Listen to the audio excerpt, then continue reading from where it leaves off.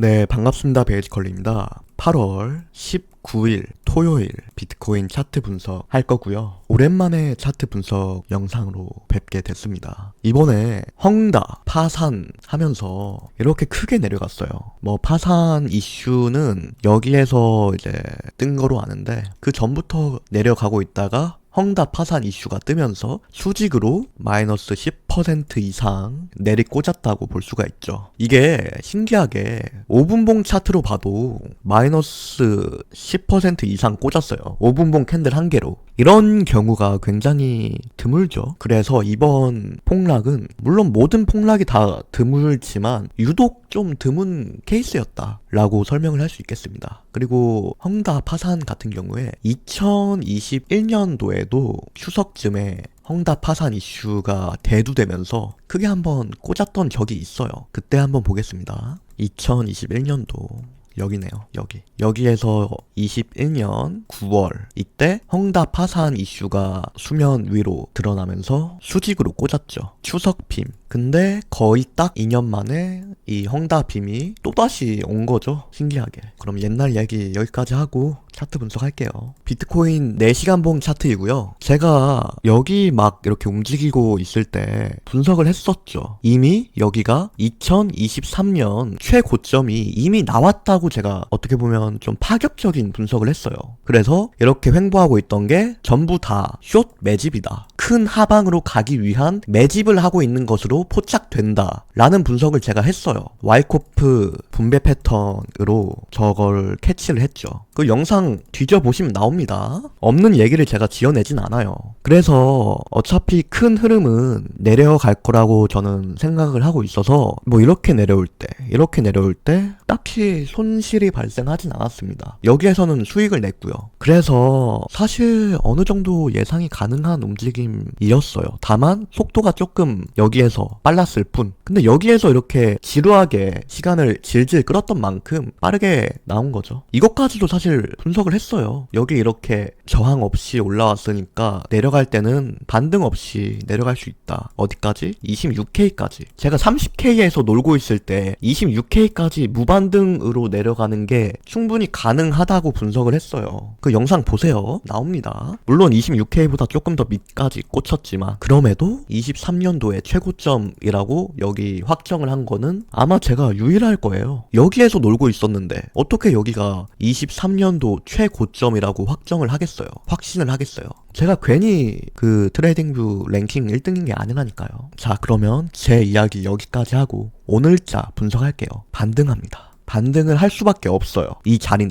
이런 캔들 구조는 반등을 할 수밖에 없어요. 왜 그런지 딱 두 가지 이유 말씀드릴게요. 다른 이유들도 제 눈에 보이지만 이 두 가지가 핵심적이라고 할 수 있겠습니다. 자, 볼게요. 일봉 차트이고요. 일봉 차트에서 여기를 이렇게 체크를 하게 되면 여기 딱 맞고 떨어지고 딱 맞고 떨어지고 딱 맞고 살짝 비비다가 올라가고 딱 맞고 올라가고 그리고 딱 맞고 올라갔어요. 그쵸? 자, 그런데 여기에서 한 가지 특이사항. 이 자리에서 일봉 종가 이탈이 발생을 했어요. 그래서 이 당시에 일봉 종가 이탈했으니까 위험합니다. 이런 분석이 나왔고 저도 어쩌면 위험할 수 있다고 생각을 하고 있었어요. 그런 자리였는데 최종적으로 일봉 종가 이탈 속임수 이후에 여기가 최저점이고 최고점을 다시 찍으러 갔죠. 그래서 자, 다시 다 끄고 여기도 이렇게 가로줄 작도를 해야 돼요. 근데 이거 구간이 별로 차이가 안 나거든요. 큰 구간인데 1.6% 밖에 차이가 안 나요.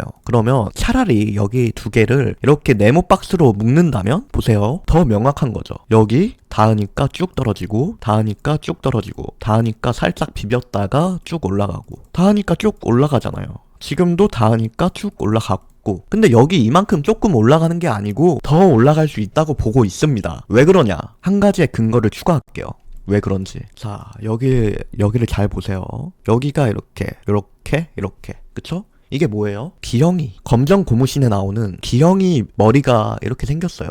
그쵸? 똑같아요. 근데 하나가 없어요. 뭐가 없다? 팔이 없어요. 팔. 이제부터 이렇게 팔을 만들 수 있다는 거죠. 이게 정말 농담하는 게 아니라 대기영이 기법상 추가적인 반등, 뭐 이렇게 크게 올리는 건 힘들지만 추가적인 반등, 양봉을 만들 수 있다. 지금 양봉이 없잖아요. 이것 또한 한 가지 근거로 말씀을 드릴 수 있고요. 그리고 또 하나 핵심적인 근거 말씀드릴게요. 자, RSI를 키게 되면, 자, 4시간봉 RSI 킬게요. 그러면 지금 보세요. 이렇게 밑바닥에 있어요. RSI가. 4시간봉 RSI가 8. 수치가 8이에요. 지금. 최저점에서는 수치가 5였고. 이게 말이 안 되는 거예요. 지금까지 이런 경우가 없어요. 이렇게 RSI가 5까지 가고 8까지 가고 그런 경우를 제가 못 봤습니다. 한 3년, 3, 4년 동안 없던 경우가 지금 일어난 거죠. 12시간 봉으로 봤을 때도 보세요. RSI 수치가 10이에요, 10. 근데 이런 경우가 2020년도 코로나 빔 때 한 12까지 갔네요. 12까지 가고, 이때 12까지 가고. 10까지 간 경우가 없어요. 최근 3년에서 4년 동안. 그런 일이 3년, 4년 만에 처음으로 발생한 거죠. 12시간 봉 RSI가 10까지 내려가는 건. 지금이 그 상태예요. 정상적인 상태가 아니라는 거죠, 한마디로. 그럼 이 정상적인 상태가 아닌 와중에 제가 봤잖아요. 이렇게 작도를 해보고 지지대가 바로 밑에 받쳐주고 있다. 그리고 기영이가 팔을 뻗지 않았다. 팔을 뻗어야 된다는 거죠. 결론 말씀드릴게요. 양봉을 만들어야 된다는 거예요. 횡보를 하든 뭐 양봉을 만들든 뭐든 시간이 필요한 거예요.